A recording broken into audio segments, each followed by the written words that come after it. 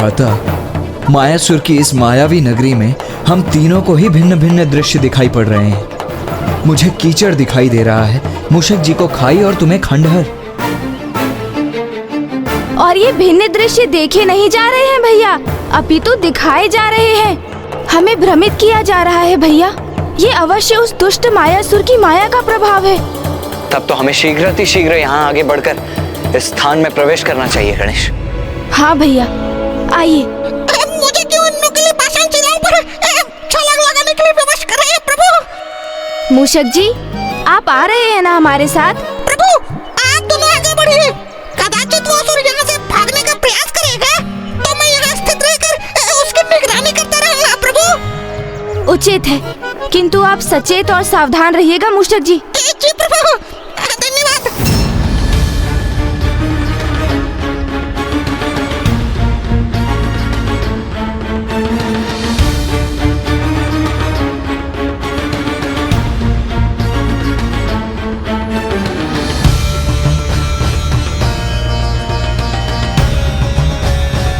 दुष्ट दुर्गमासुर, अब शीघ्र ही पहुंच रहे हैं हम वहां। अब तुम जिस भी योजना का निर्माण कर रहे थे, वो मात्र एक योजना ही रह जाएगी। योजना क्या है तुम्हारे मित्र? करना क्या चाहते हो तुम? युद्ध करना चाहता हूं मैं। उस देवी आदि शक्ति को पराजित करना चाहता हूं मैं।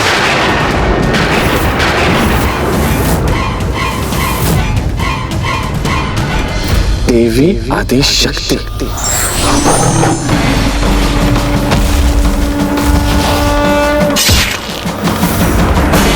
मित्र, प्रतीत होता है कि अब भी तुम माया के प्रभाव में हो, किंतु वह माया हमारी नहीं, अपितु किसी और की है। मायासुर, वो किसी की माया नहीं, ये मेरा दृढ़ निश्चय है। और उचित विचार करने के उपरांत मैं यहाँ तक पहुंचा। और यदि हम उचित समझ रहे हैं, तो तुम उन देवी आदि शक्ति को पराजित करना चाहते हो, जिनसे अतीत में तुमने हमारे प्राणों की रक्षा की थी। वो घटना तो स्मरण है ना तुम्हें मित्र?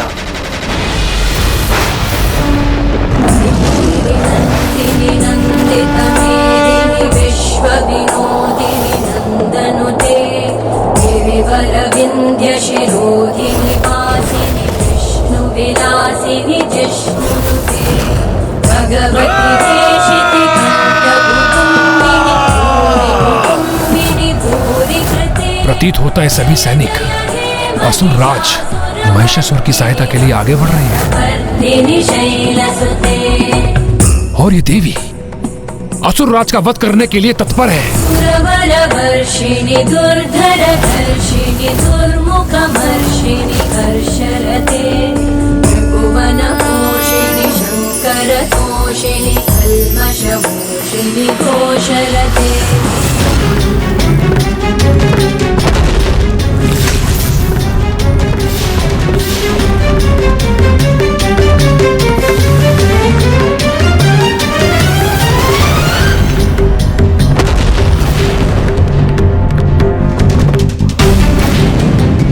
देवी की माला से गिरी ये पंखुड़ी तो प्रज्वलित होकर एक आग्नेय अस्त्र में परिवर्तित हो गई।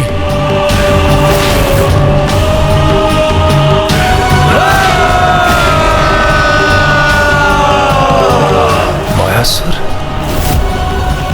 ये तो असीम माया के स्वामी मायासुर है।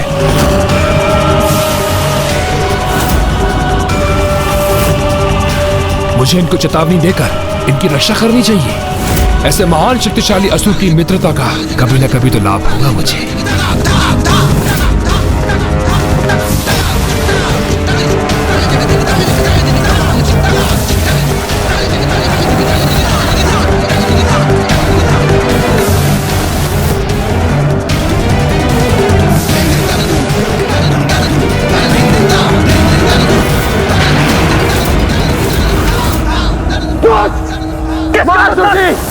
अपनी माया का प्रभाव करने से पूर्व उन पुष्प की पंखुड़ी रूपी असुर को अवश्य देख लीजिए।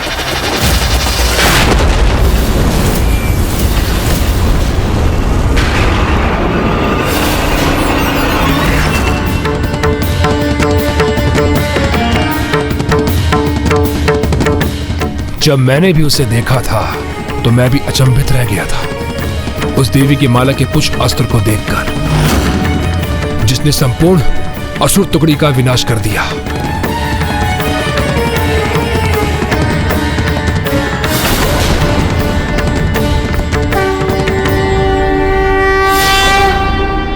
वह असुर महिषासुर का अंत करने जा रही है।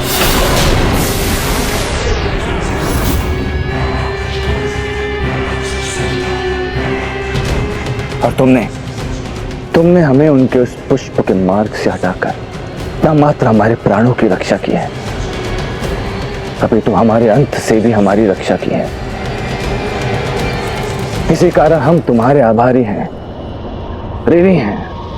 और मित्र, आज मायासुर मात्र अपने शब्दों में तुम्हारे प्रति अपना आभार प्रकट कर तुमसे धन्यवाद नहीं करेगा, किंतु भविष्य में जब भी तुम्हें हमारी सहायता की आवश्यकता हो, निसंकोच होकर हमारे समक्ष आना। हम तुम्हारी सहायता अवश्य करेंगे मित्र, अवश्य करेंगे मित्र, अवश्य। तो आज मैं तुम्हें वो अवसर प्रदान कर रहा हूं मित्र, मेरी सहायता कर, अपना ऋण चुकाओ मित्र मायासुर। तो क्या अपनी प्राणों की रक्षा का ऋण चुकाने के लिए हमें अपने ही प्राणों की आहुति देनी होगी? यदि तुम्हें वो घटना स्मरण है तो ये भी स्मरण होगा कि कैसे देवी आदिशक्ति की माला की एक पंखुड़ी, मात्र एक पंखुड़ी इतनी विनाशक सिद्ध हुई थी, तो वो देवी स्वयं कितनी शक्तिशाली होगी, क्या इसका अनुमान भी है तुम्हें मित्र दुर्गमासुर? उसकी चिंता त्याग दो मित्र, क्योंकि देवी आदिशक्ति से अधिक शक्तिशाली बनने का उपाय है मेरे पास, किंतु उसे पूर्ण करने हेतु मुझे तुम्हारी सहायता की आवश्यकता होगी। सहायता? कैसी सहायता? यहां से प्रस्थान करने के उपरांत मैं स्वयं को नुकीली हिमशिलाओं से भरी एक गुफा में स्थित कर अपना अनुष्ठान आरंभ करूंगा।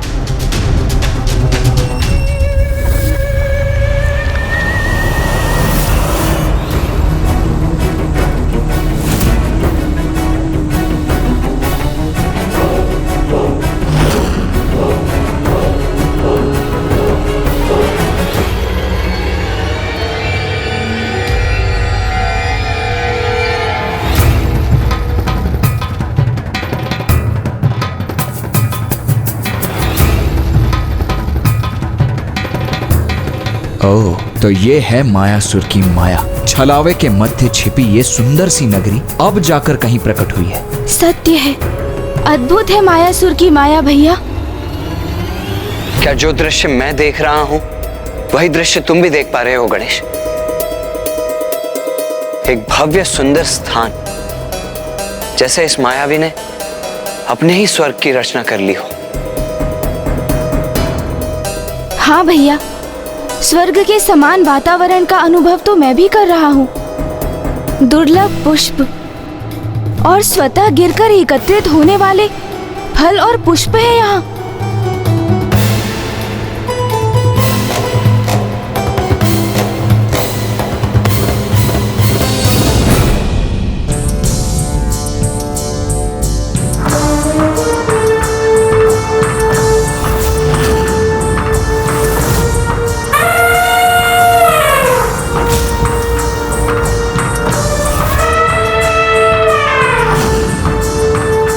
ये गज कुछ असामान्य क्यों प्रतीत हो रहा है?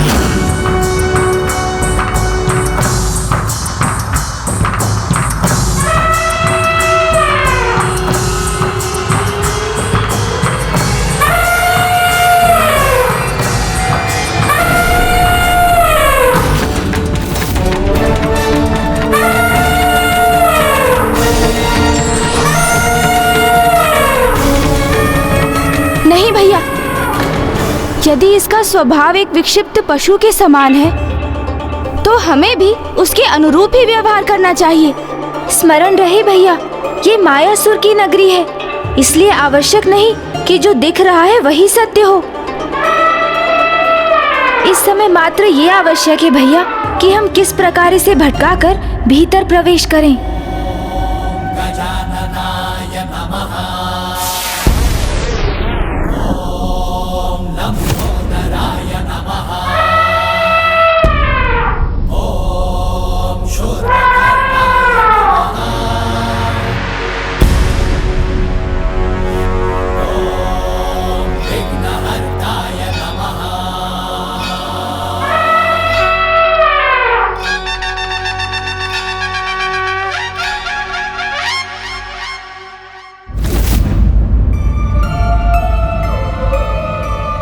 आइए भैया, अब तो ये अपनी ही क्रीड़ा में व्यस्त हो गया। हमारे भीतर प्रवेश करने का ये उचित अवसर है।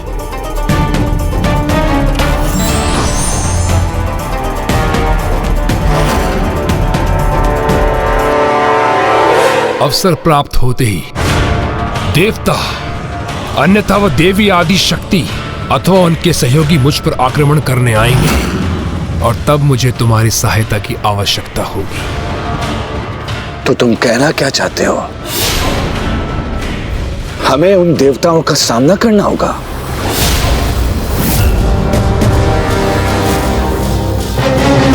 नहीं मायासुर, तुम्हें नागलोक के नागों को अपने माया से प्रभावित कर मेरे निकट उस गुफा में लाना होगा। उन्हें मिट्टी का आहार कराकर उन्हें इस प्रकार जड़वत करना होगा कि वो नाग मेरे चारों तरफ ऐसे बिछ जाए, यदि कोई भी उस गुफा में प्रवेश करना चाहे तो नागों पर बिना पैर धरे मुझ तक पहुंच ना सके।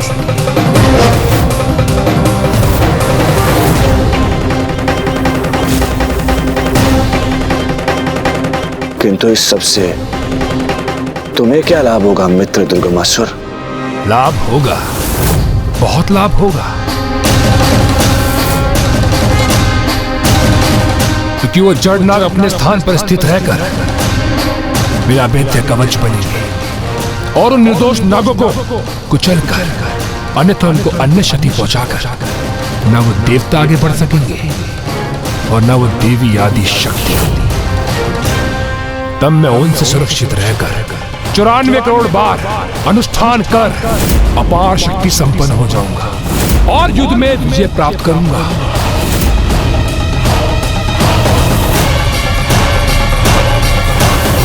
और तुम प्राप्त करोगे नागलोक का आधिपत्य।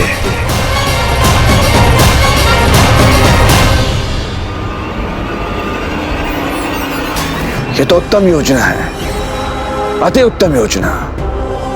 तो इसे पूर्ण करने के लिए कभी प्रस्थान करना होगा हमें मित्र। शुभ कार्य में विलंब कैसा मित्र? और हम असुर तो शुभ और अशुभ कार्य में विलंब नहीं करते। और वैसे भी आज का दिवस तो अति उत्तम है, क्योंकि आज शिवरात्रि के महापर्व पर सभी 33 कोटि देवी देवता महादेव की आराधना में व्यस्त होंगे। नागलोक का तो किसी को ध्यान भी नहीं होगा, इसलिए यथाशीघ्र प्रस्थान कर हमें अपना प्रयोजन सिद्ध करना होगा।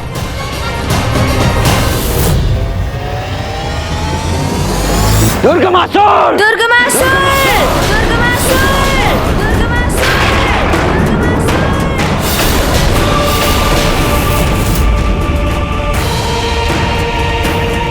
पुनः क्षणिक विलंब हो गया भैया हमें। अब कहाँ ढूंढे उन्हें? कहाँ गए होंगे वो दोनों? भैया, ये स्वर कैसा जो वहाँ उस ओर से आ रहा है? आइए, हमें शीघ्र देखना होगा।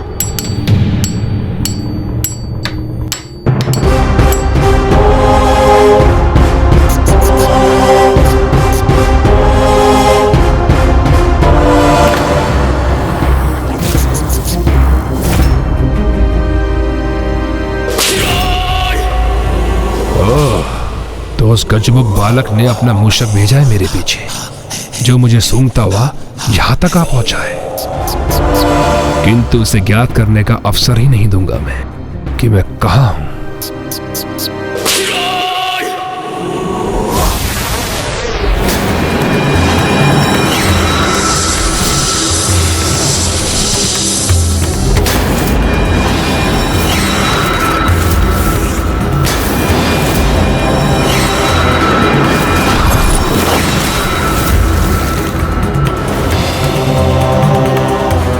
शीघ्र अति शीघ्र ही ये समस्त नाग हमारी माया से प्रभावित होकर हमारे इच्छा अनुसार चलेंगे और समस्त नाग लोग हमारे अधीन होगा, माया सुर के अधीन।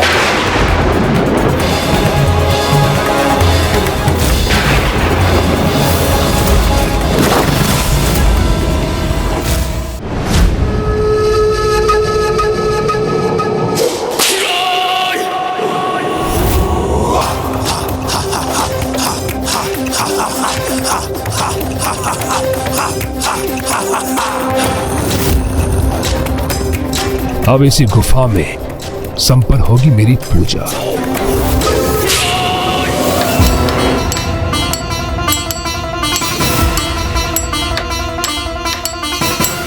इतनी बड़ी प्रतिमा और वो भी स्वयं की। ये कोई साधारण प्रतिमा प्रतीत नहीं होती भैया। अवश्य इसके पीछे मायासुर की कोई योजना है। भैया, अब हमें उनसे एक पग पीछे नहीं अपितु आगे रहना होगा, क्योंकि अब एक नहीं भैया, हमें दो दो शत्रुओं की संयुक्त शक्ति का सामना करना होगा। क्योंकि अब एक ओर दुर्गमासुर है तो दूसरी ओर मायासुर।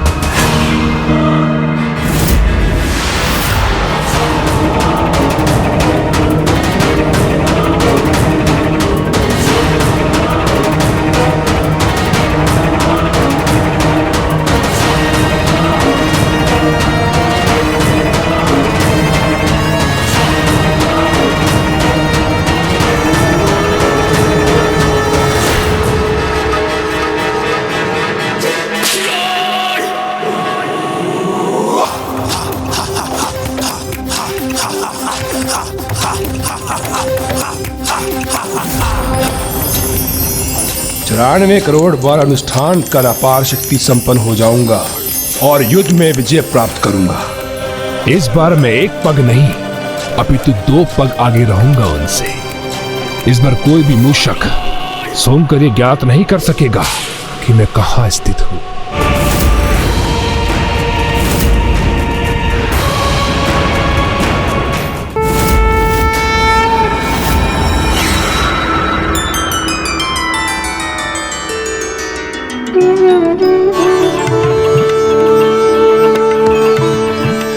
शिवरात्रि के भव्य उत्सव का आयोजन है यहाँ, जिसमें समस्त कोटि देवता उपस्थित होकर महादेव की अर्चना करेंगे।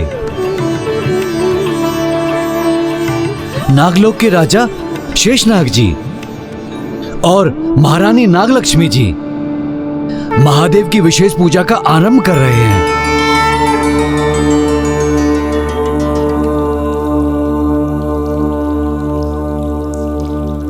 मुझे शीघ्रता करनी होगी। महादेव का पूजन करके उनका आशीर्वाद प्राप्त करके शीघ्र अपनी भावी संतान अपने अंड के पास पहुंचना होगा। देवी नागलक्ष्मी, शिवरात्रि के अवसर पर महादेव का अभिषेक करते समय आपका इतना अधीर होना अनुचित है। आप चिंता ना करें, अब हम पूजा आरंभ करने ही जा रहे हैं।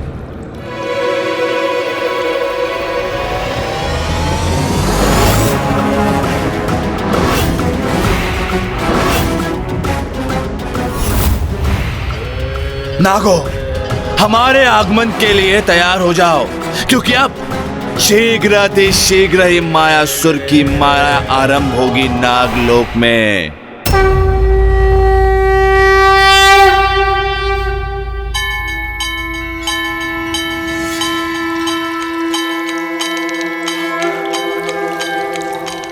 मुझे अकस्मात ही कैसी व्याकुलता और दुश्चिंता से होने लगी है। मुझे शीघ्र अपने अंड को देखना होगा।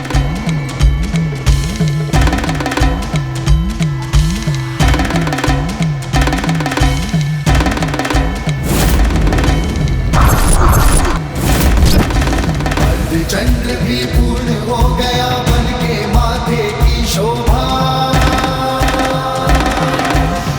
त्रिलोचन त्रिकाल की जग में लागे अलौकिक ये आभा। बंधन का विष पान किए और नीलकंठ कहलाए, जना में धारण करके गंगा जल की प्यास बुझाए। ओम नमः शिवाय।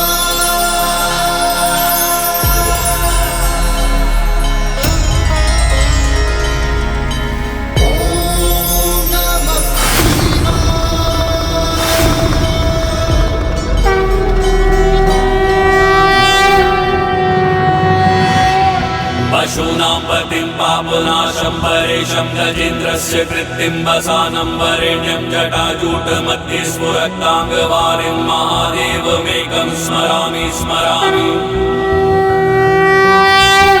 महेशं सुरेशं सुरारातिनाशं विभुं विश्वनाथं विभूत्यङ्गभूषं विरूपाक्षमिन्द्वं महीन्द्रत्रिनेत्रं सदानन्दमीडे प्रभुं पञ्चवक्त्रम्।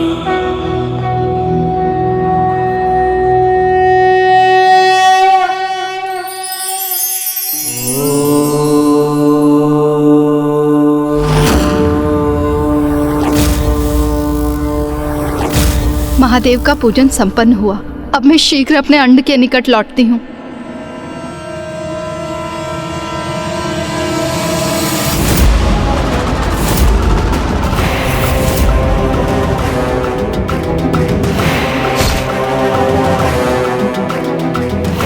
नागलोक के द्वार तक तो पहुंच चुके हैं हम। अब शीघ्र अतिशीघ्र ही नाग विहीन लोक बना देगा ये मायासुर इस नागलोक को।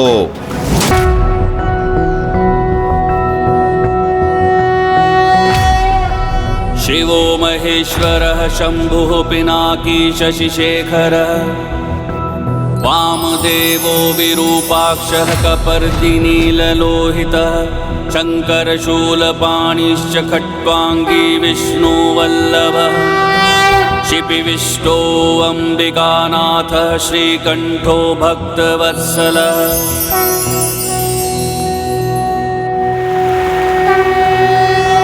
शिवो महेश्वरः शंभुः पिनाकी शशिशेखरः, वामदेवो विरूपाक्षः कपर्दिनीललोहितः, शङ्करशूलपाणिश्च खट्वाङ्गी विष्णुवल्लभः, शिपिविष्टो अम्बिकानाथः श्रीकण्ठो भक्तवत्सलः।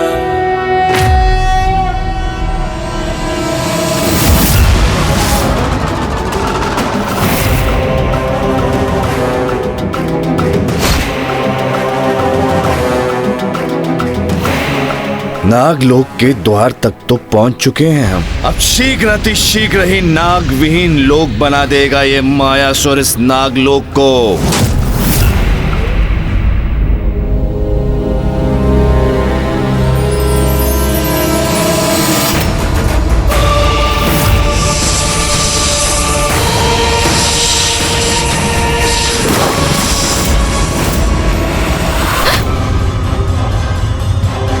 ये कैसे अशुभ दृश्य दिखाई दे रहे हैं मुझे।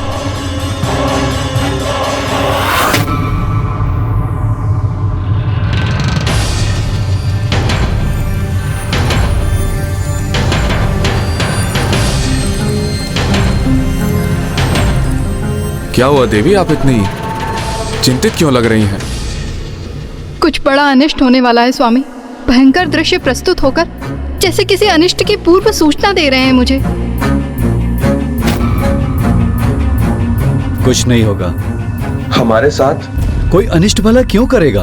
क्योंकि हमसे एक बहुत बड़ी भूल हो गई है स्वामी।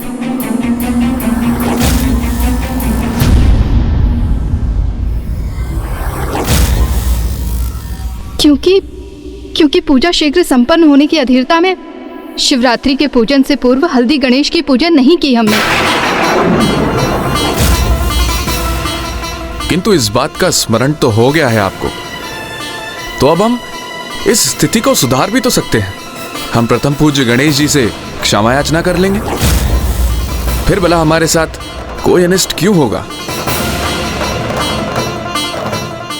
क्योंकि एक ऐसी भूल है जो हमें पूर्व में नहीं करनी चाहिए थी।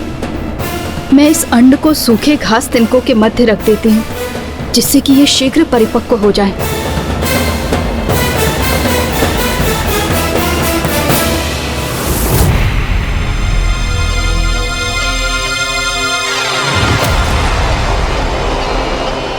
बस मात्र इस प्रवेश द्वार को पार करते ही नागलोक के भीतर पहुंच जाएंगे हम। नागलोक के नागवासियों, मायासुर आया है अपनी माया के साथ। तुम सभी को सचेत और क्रियाशील अवस्था से मूर्छित और जड़ अवस्था में ले जाने के लिए, और आज मायासुर की माया से तुम्हारी रक्षा नागलोक के राजा शेष नाग भी नहीं कर सकते।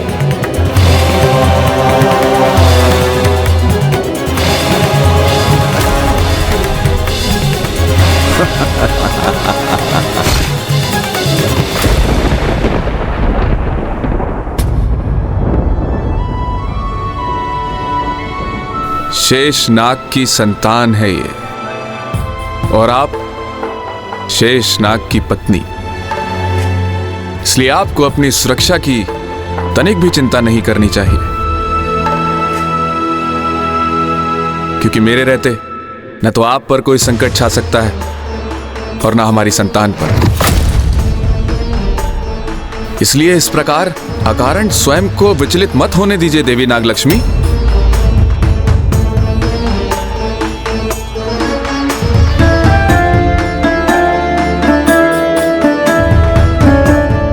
इससे अच्छा क्या हो सकता है स्वामी कि मेरी शंका भ्रांति ही प्रमाणित हो।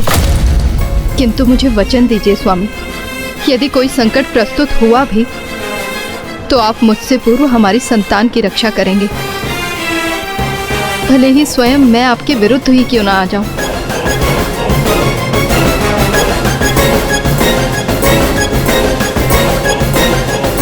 मैं वचन देता हूं कि यदि ऐसा कुछ हुआ तो सर्वप्रथम मैं अपनी संतान की रक्षा का उपाय करूंगा। आप तनिक भी चिंतित मत होइए, क्योंकि ऐसा कुछ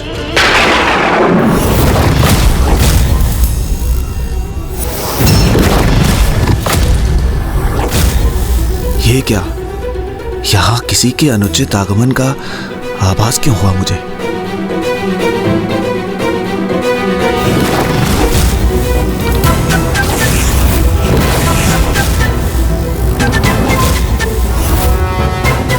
नाग सेनापति!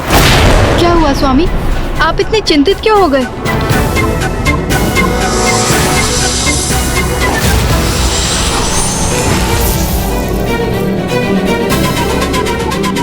प्रणाम महाराज। एक असुर अनिमंत्रित ही नागलोक में प्रवेश कर रहा है, इसलिए जाइए और उस बिन बुलाए अतिथि को रोकने का प्रयास कीजिए। जो आज्ञा महाराज।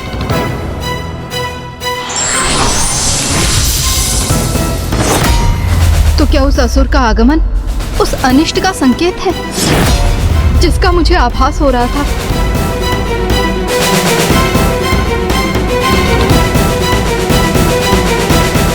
आप तनिक भी चिंता ना करें देवी, क्योंकि हमारे नाग सैनिक इन असुरों को संभालने में सक्षम हैं।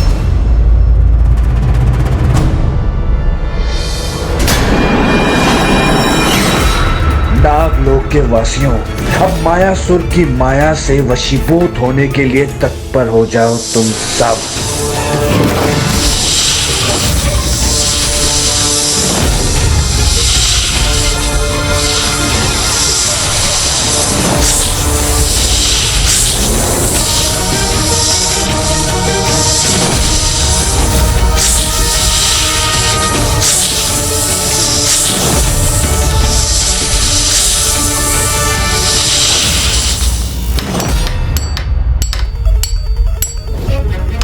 मायासुर तो अपने निवास को संसार की दृष्टि से छिपाकर रखता है, तो फिर जहाँ किसी की दृष्टि पहुँच ही नहीं सकती, तो वहाँ ये मायासुर अपनी इतनी विशाल प्रतिमा का निर्माण क्यों करवा रहे हैं भला? भैया, हमें शीघ्र अतिशीघ्र दुर्गमासुर और मायासुर दोनों को ही ढूंढना होगा। अनेकों जाल बिछाए हैं मैंने यहाँ पहुँचने के मार्ग में, क्योंकि मायासुर का नागों को लाकर यहाँ बिछाना अत्यंत आवश्यक है। अनुष्ठान करते समय मुझे अपने गुप्त स्थान और स्वयं को सुरक्षित रखना होगा, क्योंकि जिससे कोई भी यहाँ आकर मेरे अनुष्ठान में कोई भी बाधा उत्पन्न ना कर सके, और मैं 94 कोटि बार अनुष्ठान पूर्ण कर समस्त संसार पर विजय प्राप्त करने का सामर्थ्य प्राप्त कर सके।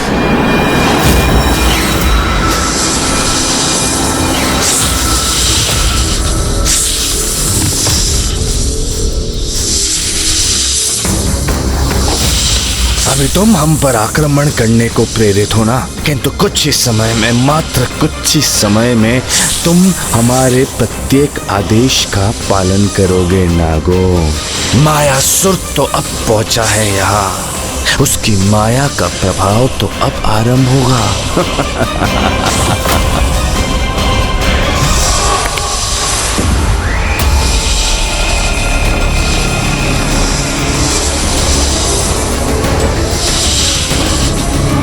अब इस माया से आरंभ होगी मायासुर की योजना।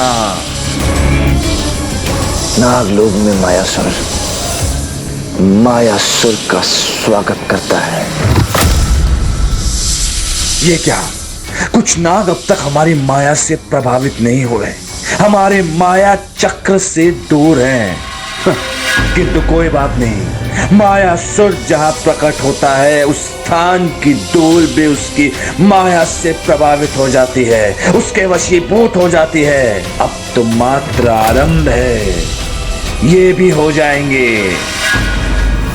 दुर्गमासुर, हमने तुम्हारा कार्य आरंभ कर दिया है और उसे शीघ्र, अति शीघ्र ही पूर्ण करेगा तुम्हारा ये मित्र मायासुर।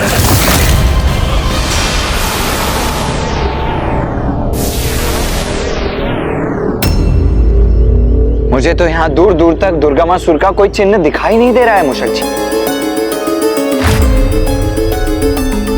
हाँ मूषक जी, वो तो यहाँ नहीं है। फिर आप यहाँ क्यों रुक गए? क्योंकि प्रभु, मैं ये नहीं समझ पा रहा हूँ कि अब मैं यहाँ से आगे किस मार्ग पर बढ़ूं। क्यों, क्या हुआ मूषक जी? उस दुष्ट की दुर्गंध सूंघने की आपकी शक्ति क्षीण पड़ गई है क्या? हाँ मूषक जी, आप बताइए ना, आप इस प्रकार उलझन में क्यों आ गए? क्योंकि प्रभु, यहाँ दाहिने, बाएं और मैं तीनों मार्ग से दुर्गमासुर की दुर्गंध आ रही है मुझे, इसलिए मेरी तो बुद्धि भ्रमित हो गई। कुछ समझ में नहीं आ रहा किस दिशा में जाऊं मैं।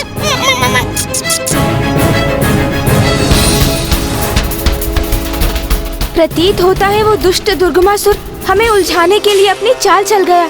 मुझे विश्वास है मेरी चाल में उलझकर वो मूषक मुझे कदापि नहीं ढूंढ सकेगा।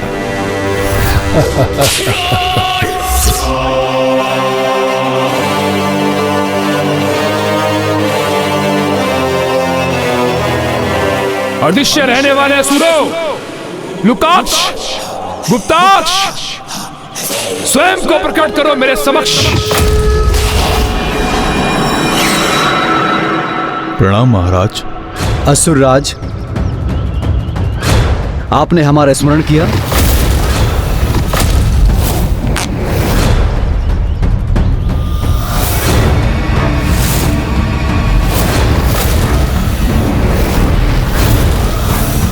लुकाक्ष, तुम इसे धारण कर बाईं ओर के मार्ग पर निकलो, और गुप्ताक्ष तुम दाईं ओर के मार्ग पर शीघ्र निकलो।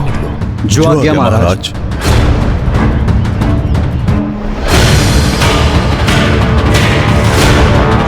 अब मूषक तो क्या, वो देवता भी मुझे ढूंढ नहीं सकेगी। तो क्या मेरी गंध एक ओर से नहीं, अभी तो तीनों ओर से प्रसारित है। अधिक समय तक हमें भ्रमित नहीं कर सकेगा वो मूर्ख। मैं अपने मयूर जी पर आरूढ़ होकर समस्त ब्रह्मांड की परिक्रमा करूंगा और उस दुष्ट को ढूंढ ही निकालूंगा। नहीं भैया, इतना समय नहीं है हमारे पास। तो अब क्या करना चाहिए गणेश? भैया, जब हमारे सभी द्वार बंद हो जाते हैं तब तो एक ही द्वार शेष रहता है ना, माँ का द्वार।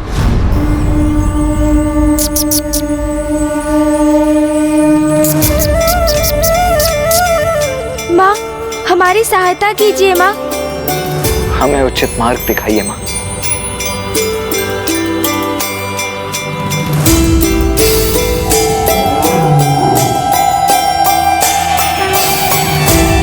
पुत्रों, तुम दोनों मेरे निकट चले आओ।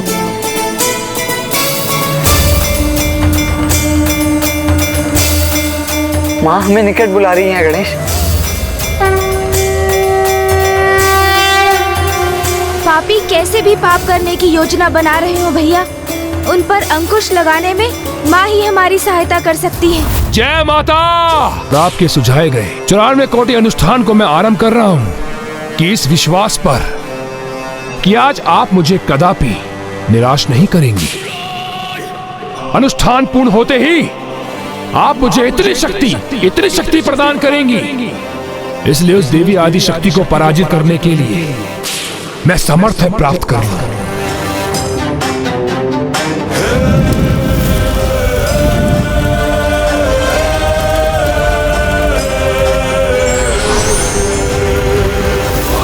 जय जय माता, जय जय तामसिक माता। अब ज्ञात नहीं कैसा अनर्थ होगा मेरे कारण।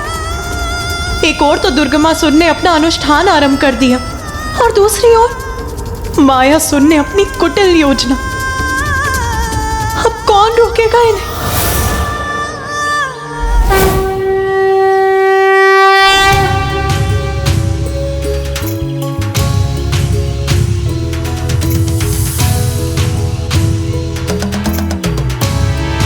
माँ, तामसिक देवी कैसी अपार पीड़ा में, उसका आभास है मुझे।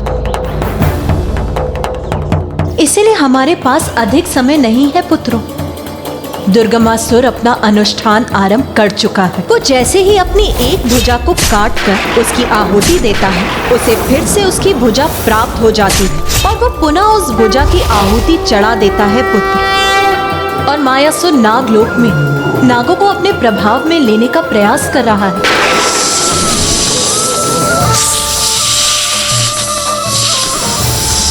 वो मायावी दुष्ट असुर नागों को अपना कवच बनाकर दुर्गमासुर की सुरक्षा के लिए प्रयोग करना चाहते हैं। किंतु माँ, नागों पर तो मामा जी नारायण और महादेव की कृपा है, तो उसको भ्रमित करना तो अत्यंत कठिन है ना।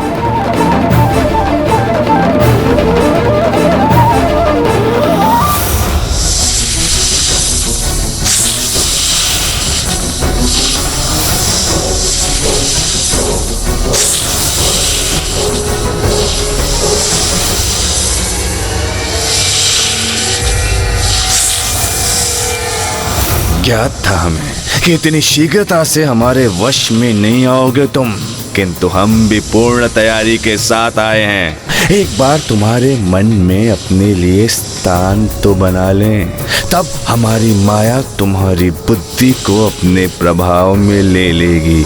नागो, दशम।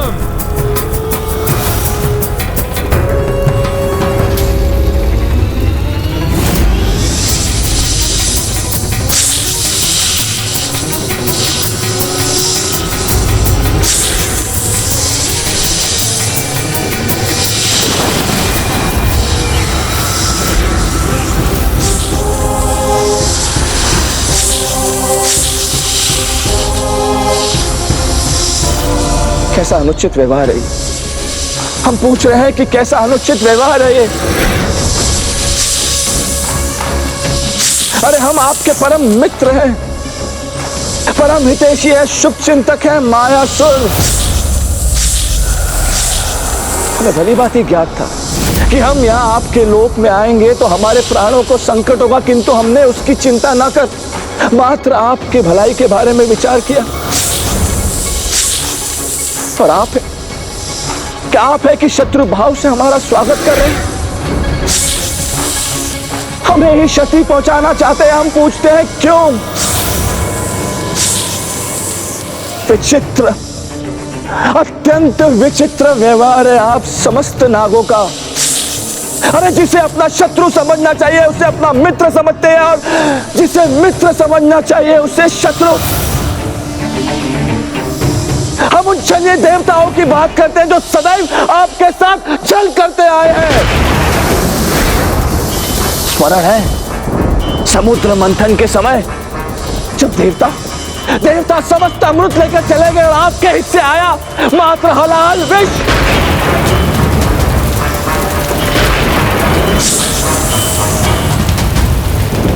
हम पूछते हैं क्यों किया देवताओं ने आपके साथ ऐसा अन्याय? क्यों? आपको प्रसन्न करने के लिए, मात्र आपको प्रसन्न करने के लिए एक त्रिदेव अर्थात महादेव ने आपको अपनी कंठ की माला बना लिया, और दूसरा विष्णु, उसने अपनी शैया। आप समस्त भोले भाले नाग भ्रमित हो गए। आपको लगा कि देवता आपका आदर सत्कार कर रहे हैं, किंतु ये आपका भ्रम था, मात्र आपका भ्रम। वारे देवता, अन्याय भी किया और इन नागों को उनका आवाज भी होने नहीं दिया।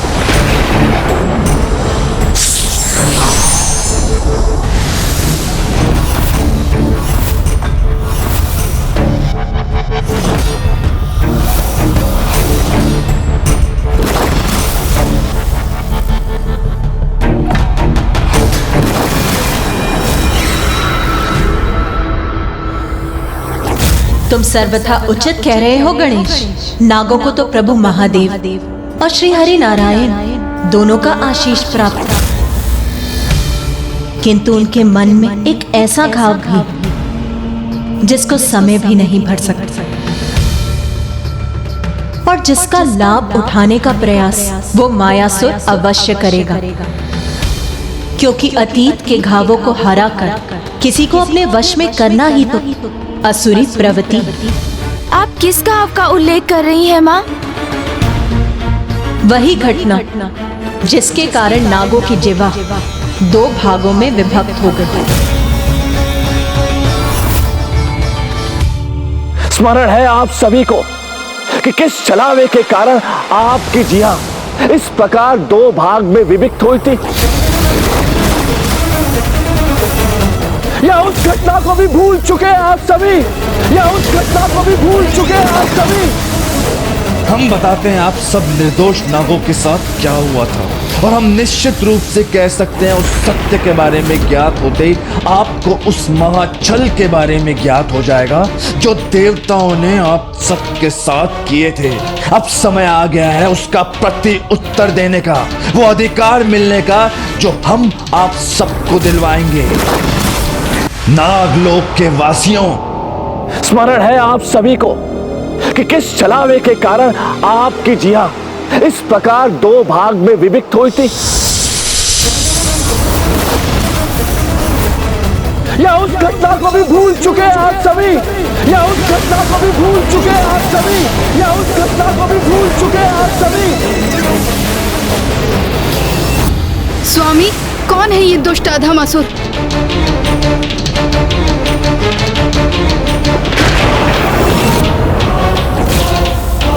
यह असुर जीवित यहाँ कैसे प्रवेश कर गया? मेरे सेनापति ने इसे कैसे प्रवेश करने दिया? कौन है ये दुष्ट असुर और किस प्रयोजन से आया है यहाँ? नागों के शुभ चिंतक आपको स्मरण दिलाएंगे कि किस प्रकार देवताओं ने आपके साथ दुष्टता की। स्मरण दिलाएंगे आपको छलावे का जो कारण बना आपके विभक्त जिह्वा का। नागों की विभक्त जिह्वा की घटना का आरंभ तो ऋषि कश्यप से हुआ, जिन्हें ब्रह्मदेव ने सृष्टि में जीवों की उत्पत्ति का भार सौंपा था। ऋषिवर ने प्रजापति दक्ष की 13 पुत्रियों से विवाह किया और समस्त देवता उनकी प्रथम पत्नी देवी अदिति की संतान बने। उनकी द्वितीय पत्नी देवी दिति दानवों की माता बनी। और फिर जब उनकी अन्य पत्नियों से संतान उत्पत्ति का समय आया, तब उन्होंने अपनी पत्नी देवी कद्रू और देवी विंता से एक सरल सा प्रश्न पूछा। आप दोनों को कैसी संतानों की प्राप्ति की इच्छा है देवियों? स्वामी, मैं एक सहस्त्र शक्तिशाली पुत्रों की माता बनना चाहती हूँ। स्वामी, मुझे तो मात्र 2 तेजस्वी पुत्र ही संतान के रूप में चाहिए, जो अपने अद्भुत और अपूर्व तेज और प्रताप के लिए संसार में विशेष ख्याति अर्जित करे। देवी कद्रू चतुर और कपटी थी और वो अपने लिए सर्वश्रेष्ठ संतान चाहती थी, अपने से भी उत्तम संतान चाहती थी। और उन्हीं से विपरीत देवी विंता शांत, सरल और भोली थी, और वो कम में ही संतुष्ट थी। सरल हृदय की थी आपकी माता देवी कद्रू, और देवी विनता अत्यंत ही चतुर और कपटी। और ऋषि कच्छप ने दोनों की इच्छा पूर्ण की, और आपकी माता कद्रू की इच्छा अनुसार उन्हें सहस्त्र अंड प्राप्त हुए, और देवी विनता के अनुसार उन्हें 2 अंड प्राप्त हुए।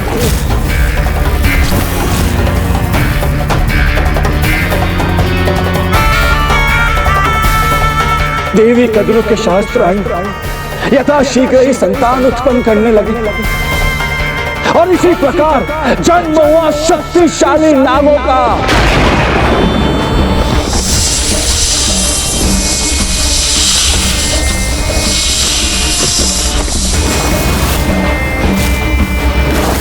वो एक नाग अत्यंत उग्र था और शक्तियों से परिपूर्ण भी था।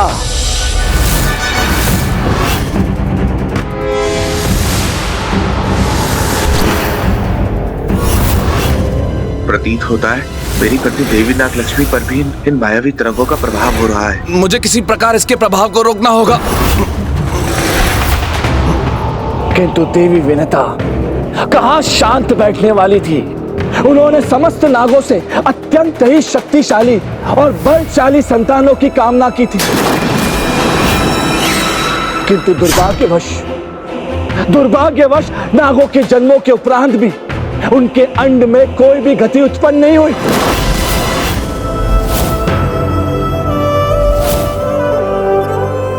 देवी विंता ने तेजस्वी पुत्रों की प्राप्ति की इच्छा व्यक्त, और जिस प्रकार तेज उत्पन्न करने हेतु चेष्टा, चिंतन और धैर्य पूर्वक प्रतीक्षा करनी होती है, उसी प्रकार तेजस्वी संतान के लिए भी धैर्य धारण करना होता है।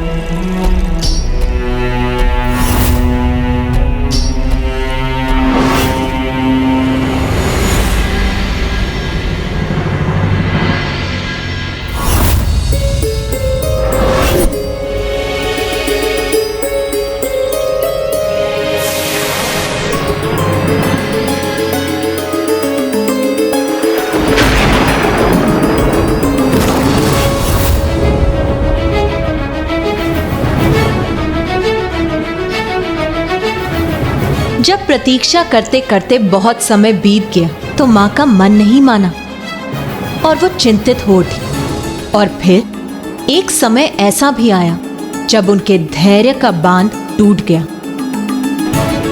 और इस पीड़ा से वो इतनी विचलित हो उठी कि उन्हीं के हाथों एक अंड खंडित हो गया। पुत्र, पुत्र, पुत्र,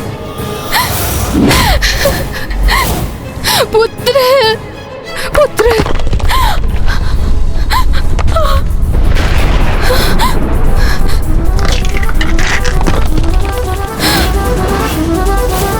और फिर उस खंडित अंड से एक अर्ध विकसित अरुण उत्पन्न हुआ।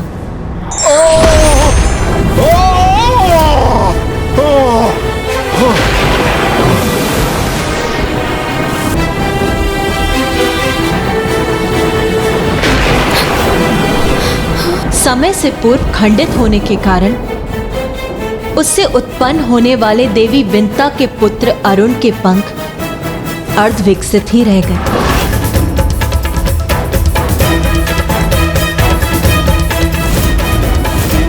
आपने अपने ही पुत्र के साथ ऐसा क्यों किया माँ?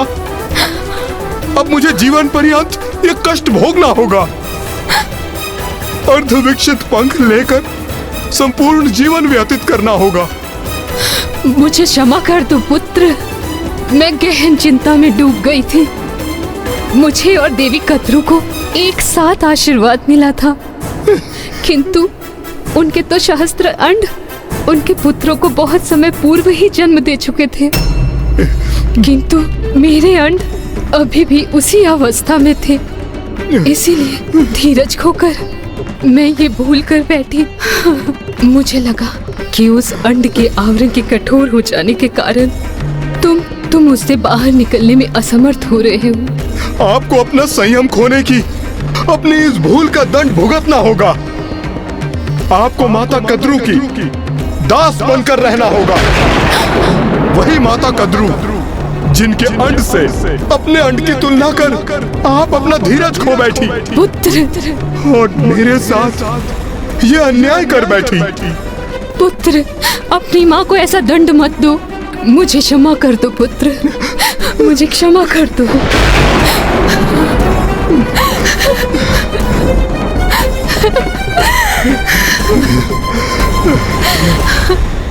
जो शाप मैं दे चुका हूं उसे तो मैं कभी परिवर्तित नहीं कर सकता, किंतु हाँ, यदि आप अब धीरज का परिचय देंगी तो आपका दूसरा अंड एक ऐसे शक्तिशाली अस्तित्व को जन्म देगा जो आपको दासता से मुक्त कराएगा।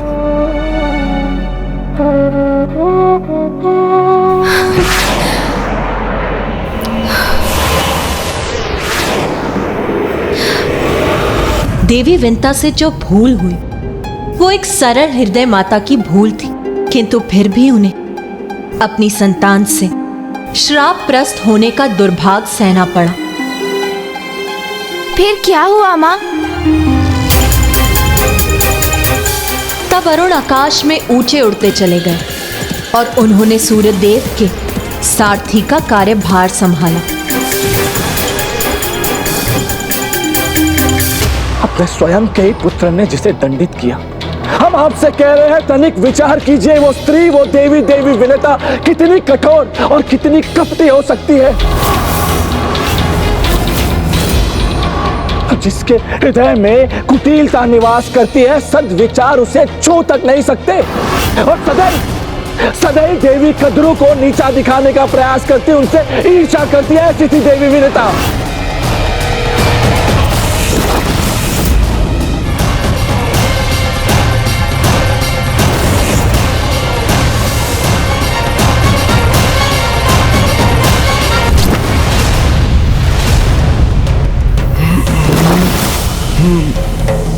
ये कैसा प्रभाव है इस मायावी असुर की माया का?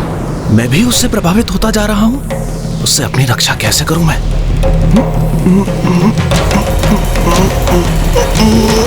और एक दिवस ऐसी घटना हुई कि दुर्दशा से भरी देवी विनता ने नागलोक की देवी कद्रू को अपने जाल में फंसाने का प्रयास किया, किंतु वो कहते हैं ना, जो कपटी होता है वो अपने चाल की जाल में स्वयं फंस जाता है। और दुर्भाग्यवश देवी विनता के साथ भी उस दिवस यही हुआ। वे स्वयं अपने चाल के जाल में उलझ गईं। उनके पुत्र अरुण का श्राप तो फलित होना ही था।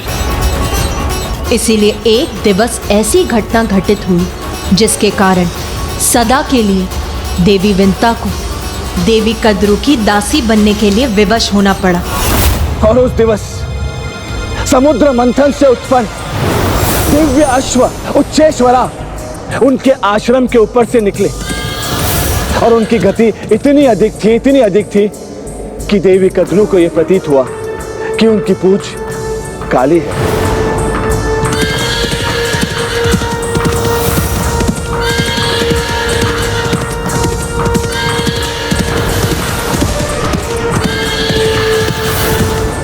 किंतु देवी विनता सदैव नाग माता देवी कद्रू का अपमान करने के लिए तत्पर रहती थी। और जब उन्हें ज्ञात हुआ कि नाग माता को इस बात पर विश्वास है कि दिव्य अश्व की पूंछ काली है, तो इसमें भी उन्होंने अपने कपट का परिचय दिया और उन्होंने देवी कद्रू की सरलता का लाभ उठाकर उनसे इस अवस्था पर निश्चित कर दाव लगा दिया।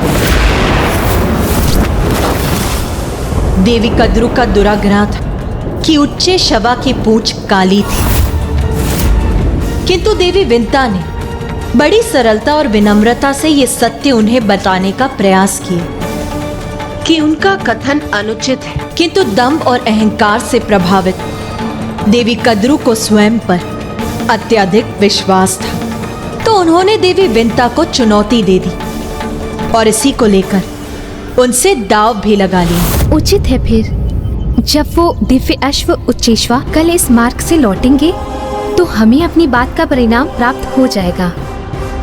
यदि मेरा कथन असत्य निकला तो मैं आपकी दासी बन के रहूंगी देवी विंता, किंतु यदि आपका विश्वास असत्य प्रमाणित हुआ तो आपको मेरे साथ साथ मेरे समस्त पुत्रों की दासी बनना होगा।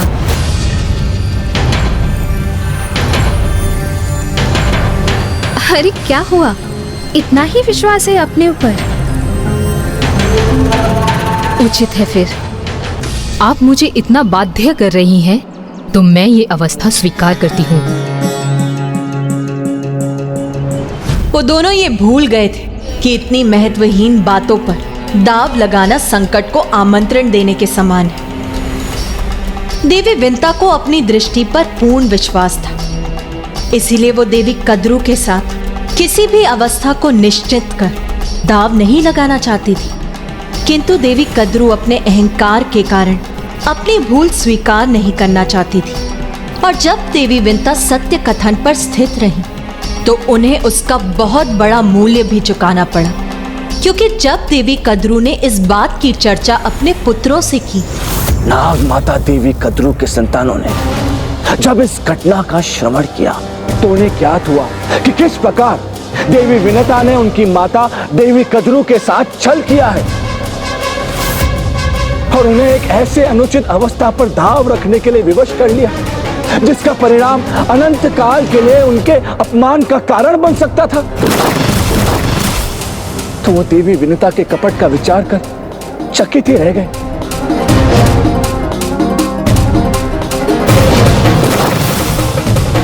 किंतु आप सभी के पूर्वज देवी कद्रू के योग पुत्र नाग मातृ भक्त थे, उनके माता के साथ कोई कपट करे यह उन्हें असहनीय था। वो ये कभी नहीं देख सकते थे कि उनकी माता देवी विनता की दासी बनने पर विवश हो जाए, इसीलिए अपने माता के प्रति निष्ठावान पुत्रों ने उनकी रक्षा करने का प्रण लिया और एक योजना निर्माण की।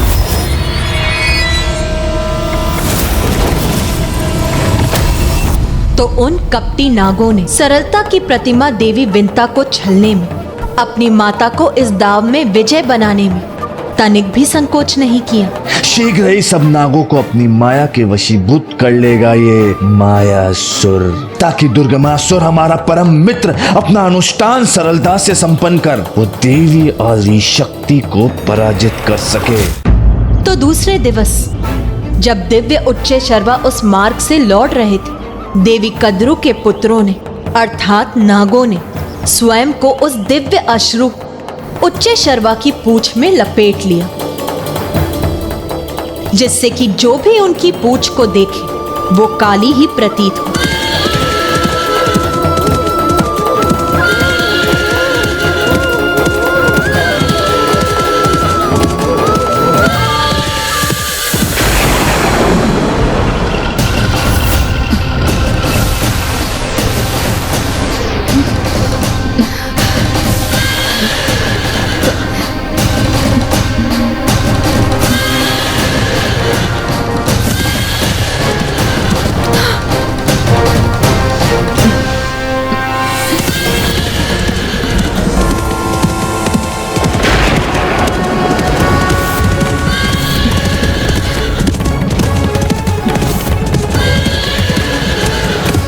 अरे, इन श्वेत दिव्य अश्व की पूंछ एक ही दिवस के अंतराल में काली कैसे हो गई?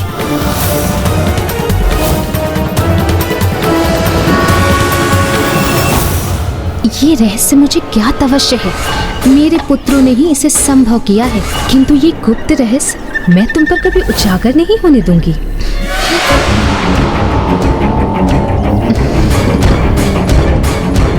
अपनी माता को प्रसन्न करने हेतु नागों ने निसंकोच अपने माता के आदेश का पालन किया, जिसके परिणाम स्वरूप निर्दोष देवी विंता देवी कद्रू और उनकी संतानों की सेविका बनने के लिए विवश हो गई और ऐसा अनेक वर्षों तक स्थिर रहा। जब देवी विंता के दूसरे अंड के खंडित होने पर अति बलवान गरुण देव का जन्म हुआ।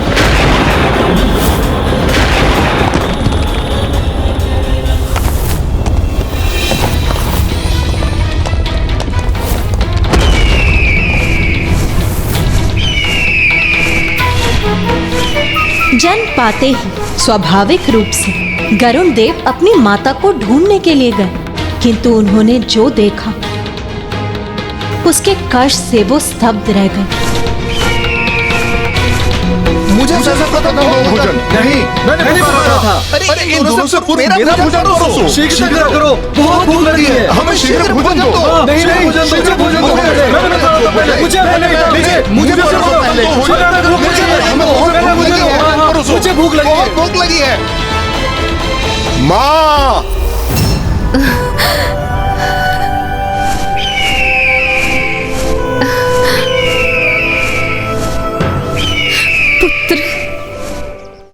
फिर क्या हुआ माँ? एक पुत्र अपनी माँ को ऐसी अवस्था में कैसे देख सकता है? ये गरुड़ देव के लिए तो असहनीय रहा होगा ना माँ? हाँ माँ, कोई भी पुत्र ये कैसे स्वीकार कर सकता है? हाँ पुत्र, गरुण देव भी नागों के इस व्यवहार से अत्यंत क्रोधित थे। इसीलिए वो उसी क्षण अपनी माता को नागों की दास्ता से मुक्त कराने हेतु तत्पर होकर नाग माता देवी कद्रू के समक्ष प्रस्तुत हो गए।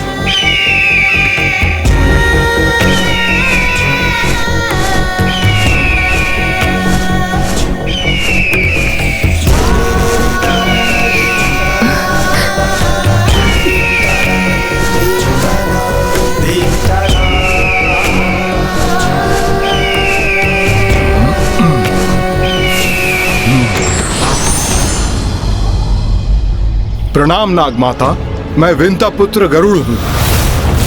मेरी माता को आपकी दास्ता से मुक्त कराने के लिए आप क्या चाहती हैं? ओह, तो तुम अपनी माता को मुक्त कराने के लिए कुछ भी लाने के लिए तैयार हो? तो जाओ, स्वर्ग से मेरे लिए अमृत लाके मेरे समक्ष रख दो और मैं तुम्हें वचन देती हूँ, मैं तुम्हारी माता को मुक्त कर दूंगी। फिर क्या हुआ माँ? आगे बताइए ना।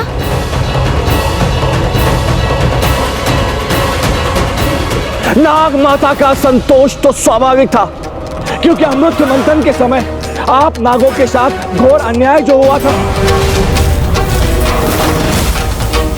और इसी कारण उन्होंने अमृत प्रस्तुत करने के लिए कहा। ज्ञात है क्यों? आप नागों की भलाई के लिए। हे प्रभु, मेरी सहायता कीजिए, मुझे इस दुष्ट के प्रभाव से मुक्त रखिए। ओम गण गणपतये नमः। प्रत्यक्षं तत्त्वमसि त्वमेव केवलं कर्तासि त्वमेव केवलं हर्तासि त्वमेव केवलं हर्तासि त्वमेव सर्वं फलमहं। तो माँ, क्या गरुड़ देव स्वर्ग से अमृत लाने गए वहाँ? अपनी माता को मुक्त कराने का दृढ़ निश्चय ले चुके थे, तो वो वहां से सीधे स्वर्ग गए अमृत प्राप्त करने।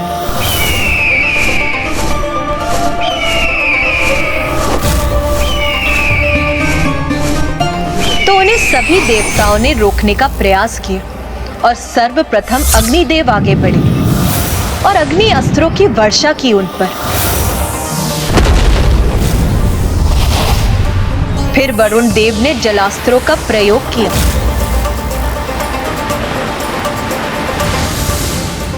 सूर्य देव ने उन्हें अपनी तीक्ष्ण किरणों से भस्म करने की चेष्टा की और इंद्रदेव ने उन्हें अपने विद्युत से आक्रमण किया, किंतु कोई भी करुण देव को क्षति नहीं पहुंचा सका।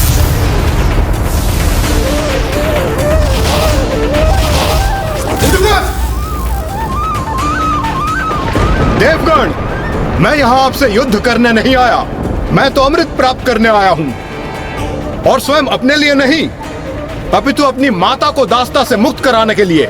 इसलिए मेरे मार्ग में बाधा मत बनिए, क्योंकि जो भी माँ की सेवा में बाधा उत्पन्न करेगा उसे उसका भयंकर परिणाम का सामना करना होगा। तो क्या इसके परिणाम स्वरूप महान योद्धा गरुड़ देव और शक्तिशाली देवताओं के मध्य युद्ध भी हुआ?